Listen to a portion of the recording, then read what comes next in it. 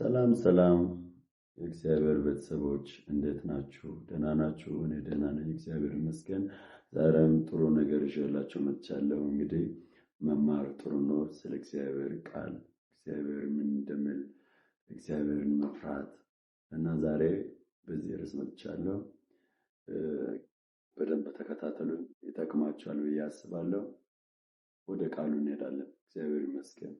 የእግዚአብሔርን ቃል በዘዳግም 4 ካለው መነሻ አድርገን የእግዚአብሔርን ቃል እንማራለን። እግዚአብሔርን መፍራት የሕይወት ምንጭ ነው በሚል ርዕስ እናገራለሁ። በደንብ ተከታተሉኝ። እግዚአብሔርን መፍራት የሕይወት ምንጭ ነው። የእግዚአብሔር ቃል ምን ይላል? ዘዳግም ምዕራፍ 4 ላይ ከቁጥር 10 ጀምረን ስናነብ እግዚአብሔር ሕዝቡን ወደ እኔ ሰብስብ፣ በምድር በሕይወት በምኖርበት ዘመን ሁሉ እኔን መፍራት ይማሩ ዘንድ፣ ከዛ በኋላ ለልጆቻቸው ያስተምሩ ዘንድ ይላል። እግዚአብሔር ሕዝቡን እስራኤልን ወደ እኔ ሰብስብ ብሎ ለባሪያው ለሙሴ የምናገረውን ቃል እናያለን እዚህ ቦታ ላይ። ለምን እግዚአብሔር እኔን መፍራት ይማሩ ይላል? ራሱን እንዲፈሩ ለምን ይማሩ ይላል? ምክንያቱም እግዚአብሔርን በመፍራት ውስጥ የሚገኝ በረከት አለ። እግዚአብሔርን ደግሞ ካለመፍራት የሚመጣ መርገምም አለ። ስለዚህ እነዚህ ሁለት ነገሮችን በማወቅ የትኛው እንደሚሻለን አውቀን በኖሯችን በጉዟችን በምናደርገው ነገር ሁሉ እግዚአብሔርን እየፈራን መኖር ያስፈልጋልና እግዚአብሔር ይባረክ። መጽሐፍ ቅዱስ በብዙ ቦታ ላይ ይናገራልና የእግዚአብሔርን ቃል ቶሎ ቶሎ ብዬ አነብላችኋለሁ። ኢያሱ ምዕራፍ 4 ላይ ኢያሱ ምዕራፍ 4 መጨረሻ ላይ የእግዚአብሔር ቃል እንደዚህ ይላል። መጨረሻ ላይ እግዚአብሔር ይባረክ።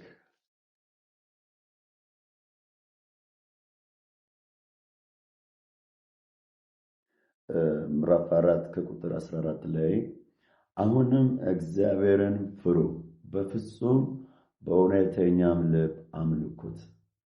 እግዚአብሔርን ፍሩ፣ በእውነተኛ ልብ አምልኩት ይላል። እግዚአብሔር ይባረክ። መጽሐፉ እንግዲህ እግዚአብሔርን ፍሩ ያለ ነው።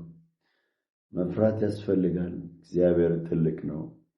እግዚአብሔር የሚባላ እሳት ነው ይላል። ማንም ሊቀርበው በማይችል ብርሃን ውስጥ የሚኖር ማንም ሊያየው የማይችል በጣም እሳት የሆነ አምላክ ነው። ይህን አምላክን መፍራት ያስፈልጋል። ካልፈራን አደጋ አለው። ከእሳት ጋር የሚጫወት ማንም የለም። እግዚአብሔር እሳት ስለሆነ መፍራት ያስፈልጋል። መጽሐፍ ቅዱስ ላይ ኢዮብ ገና ምዕራፍ 1 ላይ የእግዚአብሔር ቃል ምን ይላል? ኢዮብ በጣም እግዚአብሔርን የሚፈራ ጻድቅ ሰው ነው ይላል። በሕይወቱ ፈተና ደርሶታል። በጣም ከባድ ፈተና። ንብረቱን አጥቷል፣ ልጆቹን አጥቷል። ራሱን እንኳን እስኪያጣ ድረስ ገላውን በበሽታ ተመቶ ሚስቱም እግዚአብሔርን ሰድባ ሞት እስክትለው ድረስ ያንን ሁሉ ፈተና ችሎ እግዚአብሔርን መፍራት አሳየ። እግዚአብሔር ሰጠኝ፣ እግዚአብሔር ነሳኝ፣ እግዚአብሔር ይመስገን አለ። ስንቶቻችንን እግዚአብሔርን ፈርተን የምንኖር? እኛ እኮ ትንሽ ነገር አተን የሆነ ነገር ያሰብነው ነገር እንኳን ባይሳካልን እናጉረመርማለን። እግዚአብሔር ሰማይ ላይ የለም እንላለን። የድፍረት ቃል እናወራለን። ግን ኢዮብ ብዙ ነገር ካጣ በኋላ እግዚአብሔር ሰጥቶኛል፣ እግዚአብሔር ነሳኝ ብሎ አምላኩን አመሰገነ። እግዚአብሔር ይባረክ። እግዚአብሔር በየትኛውም ሁኔታ ውስጥ ምስጋናን የሚቀበል አምላክ ነው። ልንፈራው፣ ልንሰግድለት፣ ልንገዛለት ያስፈልጋል። እግዚአብሔር ይባረክ። ብዙ ሰዎች ለእግዚአብሔር ፈርቶ ለእግዚአብሔር ተገዝቶ ብዙ በረከት አግኝቷል። ስለዚህ ማንም ሰው በረከት የሚፈልግ እግዚአብሔርን መፍራት ያስፈልጋል። መጽሐፍ ቅዱስ ምን ይላል? የጥበብ መጀመሪያ እግዚአብሔርን መፍራት ነው ይላል። እንሂድ ወደ ምሳሌ መጽሐፍ እንሄዳለን። እግዚአብሔር ይባረክ። ጊዜ እንዳይወስድብን ብዬ አዘጋጅቼ ነው ያለሁት። ምዕራፍ 23 ከቁጥር 17 ላይ ልቤ በኃጢአተኞች አይቅና፣ ክፉ ከሚያደርገው ሰው ጋር ክፉ ያደረክ አትኑር፣ አትሄድ፣ አትተባበር ከሱ ጋር፣ እሱ አይጠቅምም። ግን ቅን ከሚያደርግ ሰው ጋር ቅን አድርግ። ቅን የምታደርገው ነገር ያ መልካም ስራ እግዚአብሔርን መፍራት የምታሳየው በዛ ነው። ነገር ግን ቀኑን ሙሉ እግዚአብሔርን በመፍራት ኑር። አሜን ሃሌሉያ። እና ነገር ግን ይላል ቃሉ ኃጢአተኛው ላይ አትቅና፣ ክፉ ከሚያደርጉት ጋር አትተባበር። በእውነት ፍጻሜ አለህና ፍጻሜ ያማረ ይሆናል፣ በበረከት ያልቃል። ሃሌሉያ። እና ተስፋዬም አይጠፋም ይላል። ግን አንድ ሰው እግዚአብሔርን ካልፈራ ፍጻሜውም ያማረ አይሆንም፣ ተስፋውም የለም። ስለዚህ እግዚአብሔርን የምንፈራበት ልብ ይስጠን። አሜን። መጽሐፍ ቅዱስ ቅድም እኔ ርዕስ የሰጠሁበት ጥቅስ እዚህ ጋር አለ። ምን ይላል? ምዕራፍ 14 ላይ ምዕራፍ 14 እግዚአብሔር ቃል ምን ይላል? እናነባለን። ከ7 ጀምረን ስናነብ ሰው ከሞት ወጥመድ ያመልጥ ዘንድ እግዚአብሔርን መፍራት የሕይወት ምንጭ ነው። ሃሌሉያ። ከየትኛውም ወጥመድ ለማምለጥ አሁን የመከራ ዘመን እየመጣ ነው ያለው። ከዛ ከመከራ ዘመንም ለማምለጥ እግዚአብሔርን መፍራት ያስፈልጋል። ከየትኛውም ወጥመድ፣ ሰይጣን ካስቀመጠው ወጥመድ፣ ከማሰው ጉድጓድ ለማምለጥ፣ ፈተናዎችን ለማሸነፍ እግዚአብሔር ከጎን የሆነው እንዲረዳ ከፈለክ እንዲያግዝ ከፈለክ እግዚአብሔርን ፍራ። እግዚአብሔርን መፍራት የሕይወት ምንጭ ነው፣ የበረከት ምንጭ ነው፣ የሰላም ምንጭ ነው። እግዚአብሔርን የሚፈራ ሰው በረከትን ያገኛል፣ ሰላም ያገኛል፣ ደስታ ያገኛል። ከእግዚአብሔር ዘንድ ጥበቃው የጸና ይሆናል። ሃሌሉያ።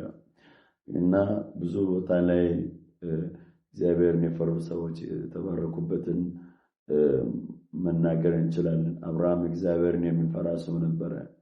እግዚአብሔር በ99 ዓመት ልጅ ሰጠው፣ የተዘጋውን በር ከፈተለት። እግዚአብሔርን የሚፈሩ ሰዎች ይባረካሉ። መጽሐፍ ቅዱስ ላይ አንድ ጥቅስ ላንብብላችሁ። ሁለተኛ ዜና ምዕራፍ 26 ላይ አንድ ሰው እዚህ ጋር እናገኛለን። ይህ ቃል ስለ ይሁዳ ንጉስ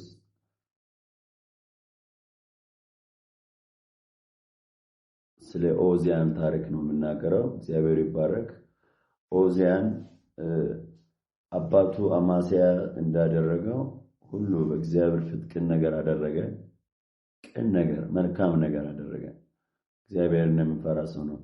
ምዕራፍ 5 ላይ ማለት ቁጥር 5 ላይ 6:5 እግዚአብሔርን መፍራት ባስተማረ በዘካርያስ ዘመን እግዚአብሔርን ይፈልግ ዘንድ ልብ አደረገ። እግዚአብሔርን በፈለገ ጊዜ እግዚአብሔር ነገሩን አከናወነለት። ሃሌሉያ። እግዚአብሔርን ይፈራል። ከዛ በኋላ እግዚአብሔር የእሱን ነገር አከናወነ።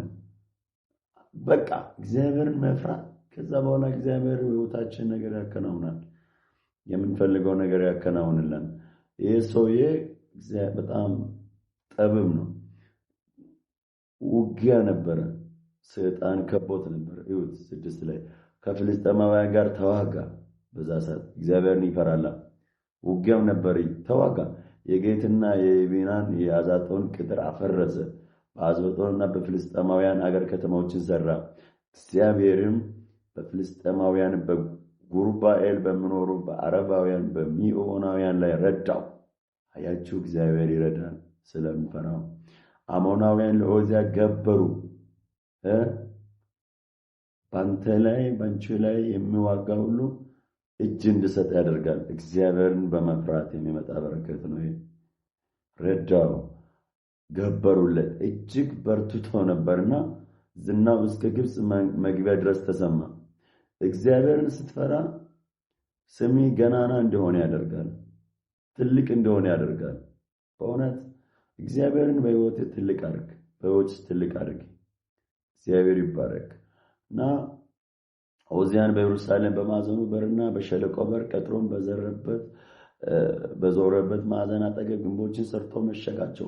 ብዙ እንስሶች ነበሩትና በምድረ በዳውና በቆላው በደጋውም ግንብ ሰራ። ብዙ ጉድጓድ ማሰ። ደግሞም እርሻ ይወድ ነበርና በተራራማው በፍሬያማው ስፍራ አራሾችን አትክልተኞች ነበሩ። ደግሞ ለዖዝያን በሰራዊት ውስጥ ሰልፈኞች ነበሩት።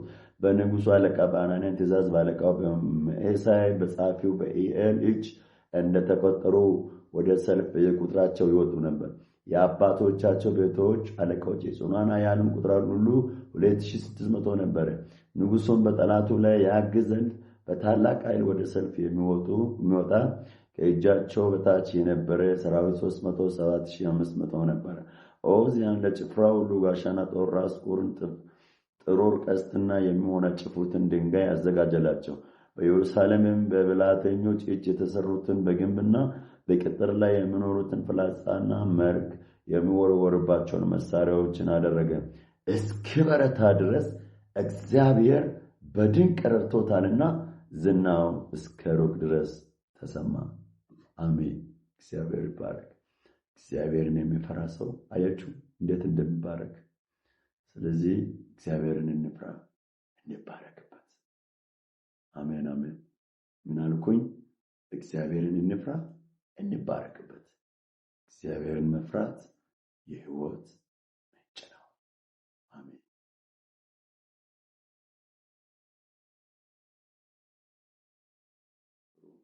እግዚአብሔርን በመፍራት ውስጥ የሚገኝ በረከት ወደ እያንዳንዳችሁ ሕይወት ይመጣል።